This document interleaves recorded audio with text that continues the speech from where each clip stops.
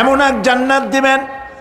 কোরআনে কারীমের মধ্যে আল্লাহ পাক এই পৃথিবীর বুকে যারা আরামের টাটকা সুখগুলি আরামগুলি যারা বর্জন করে আল্লাহ রাব্বুল আলামিনকে বিশ্বাস করে যারা জীবন পরিচালনা করেছে, আল্লাহ পাক তাদের জন্য জান্নাত রেখেছেন এবং তাদের জন্য বলছেন সাবিকু ইলা মাগফিরাতিম মির রাব্বিকুম ওয়া জান্নাতিন আরদুহা কাআরদিস সামাই ওয়াল আরদ উইদ্দাত লিল্লাযীনা আমানু বিল্লাহি ওয়া রাসূলিহি।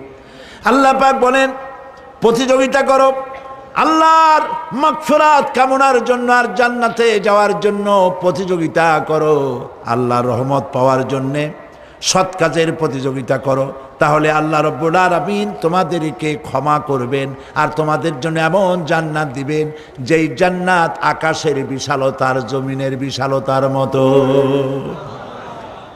এই বিরাট জান্নাত তোমাদেরকে দিবেন।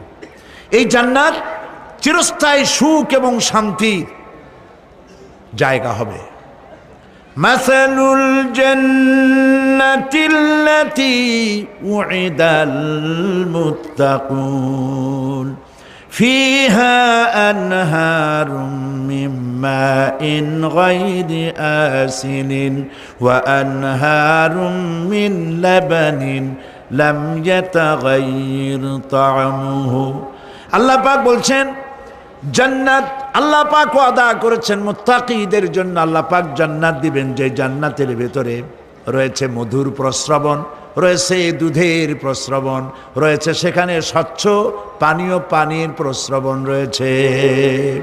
এই সুন্দর জান্নাত ঝর্ণা ধারা আল্লাহ পাক সৃষ্টি করেছেন, বাগ বাগিচা দিয়ে ভরে রেখেছেন জান্নাত।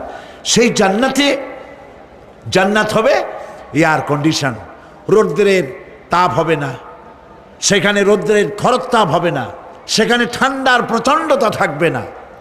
কিরকম হবে জায়গাটা? আল্লাহ পাক বলছেন মুত্তাকিনা আলাল আরাইকি লা ইয়ারাউনা ফিহা শামসান ওয়ালা জামহারিরা ওয়া দানিয়াতান আলাইহিম যিলালুহা ওয়া যুল্লিলাত কুতুফুহা তাযলিলা।